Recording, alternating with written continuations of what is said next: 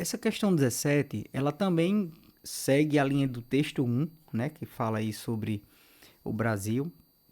Então, observe que ele traz alguns dados referentes à questão anterior.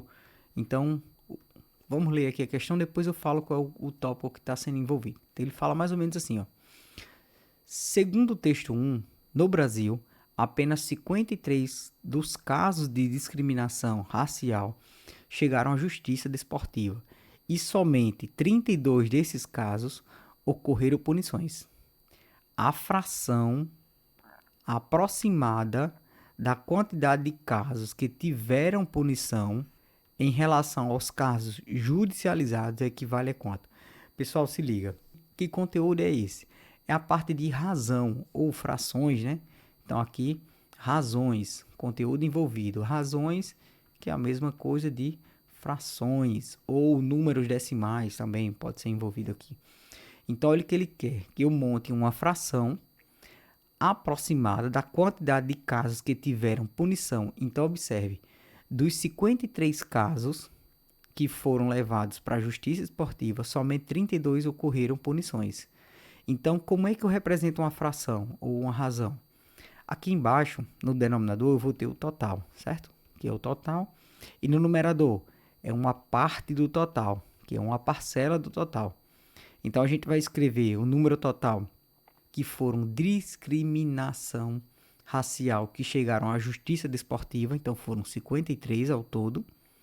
E desses 53, 32 ocorreram judicialização. Então a questão quer saber o seguinte, ó, a fração aproximada da quantidade de casos que tiveram punição. Então 32 dentro 53. Ok. Professor, a partir de agora, o que acontece? Ó? A questão ele não traz esse valor simplificado. Beleza. Um outro detalhe aqui que eu vou chamar a atenção de vocês, certo? Esse numerador ele é um número par. Então ele dá para ser dividido por 2. Beleza.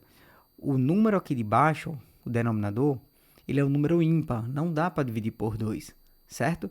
Beleza. Vamos testar o 3. Professor, se eu somo 2 com 3, dá 5. 5 não é múltiplo de 3. Então não dá para dividir por 3. Ok. Então, se vocês observarem, se eu for testando aqui os algarismos, né, os números primos que eu consigo fazer a simplificação, a gente vai demorar para chegar a esse resultado. Então, o que eu vou sugerir para vocês? Faz a divisão aqui, tá? Certo? Ó, então, pega 32, até porque ele fala aqui, ó, a fração aproximada da quantidade de casas. Então, vai ser um valor aproximado. Ó. Eu vou pegar aqui 32 e vou dividir por 53, só para vocês visualizarem. Então, vou iniciar essa divisão. Coloco um zero e uma vírgula, acrescento uma casa aqui. Por que eu fiz isso, professor? Porque 32 é menor do que 53. E a partir daí eu vou naquele esquema que eu falei para vocês. Ó. Qual é o número que multiplicado por 5 que chega próximo a 32? Então aqui vai dar um 6. 6 vezes 3 dá 18, sobe 1. 6 vezes 5 dá 30 e 1, 31. Então vai ficar 31. Então fazendo essa subtração, aqui vai sobrar 2, né? Vai ficar 10 aqui em cima.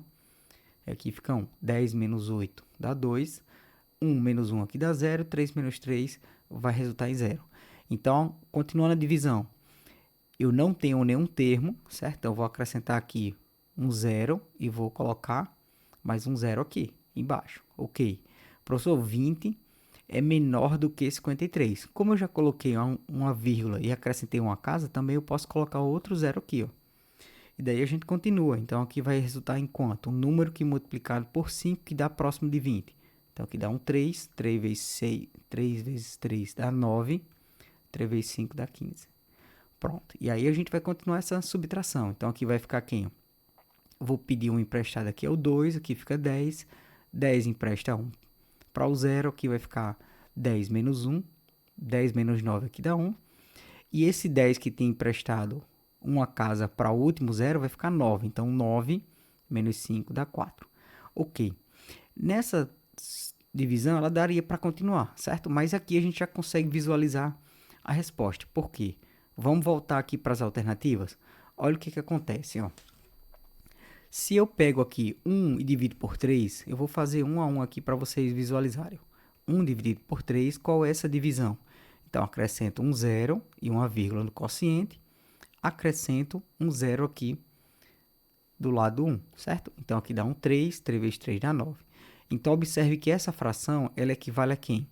Vai sobrar 1 de novo. Então, vai ficar 3, 3, 3, é uma dízima periódica. Então, isso aqui equivale, ó, a 0,333. É uma dízima periódica.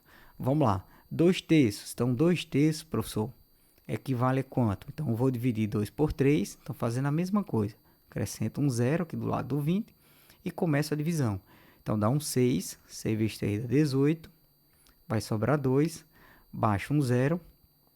Como eu já coloquei a vírgula. Então, dá um 6 de novo. Então, aqui vai ficar 18 e vai resultar uma dízima periódica também, certo? Beleza. Então, aqui vai ficar aproximadamente 0,666 dízima periódica. 3 quintos. Então, 3 quintos equivale a quanto? Então, vamos lá. 3 quintos, ó, a mesma ideia. Então, você vai colocar um zero no quociente com uma vírgula para iniciar a divisão. Então, dá 0,0 aqui no divisor. Então, dá um 6. 6 vezes 5, 30. Pronto, aqui deu uma divisão exata. Então, esse número dá 0,6. E por último, 2 quintos. 2 quintos, eu vou dividir aqui por 5. 0 é uma vírgula. Acrescento um zero aqui do lado do 2. Então, aqui dá um 4, né? 4 vezes 5, 20. E encerro a divisão. Então, dá um número exato também. Pronto. Olhando esses termos, o que a questão pede? Aquela fração que equivale a mais próxima dessa aqui, ó, ao resultado dessa. Então, se a gente olhar essas 4 alternativas, a gente ficaria em duas, né? Ou a letra B ou a letra C. Agora, qual é o detalhe? 0,6, observe que depois do 6 aqui na divisão, ó, eu vou ter um zero, certo? Então, esse número é aproximadamente 0,60, né? Se a gente tomar como base duas casas. Então, o mais próximo dele, professor, vai ser quem? 0,6, tá? Se eu pegar aqui 0,66, quer dizer, 66, esse número já é maior do que 0,6, né? Muito maior. Então, a alternativa correta, ó, letra C de cachorro. Então, uma questãozinha massa aí envolvendo a parte de números decimais, né? Números fracionários, ok? Então, galerinha, questão 17, questão massa, né? Daria um pouquinho, perderia um pouquinho de tempo, mas tudo bem. Vamos lá para a questão 18.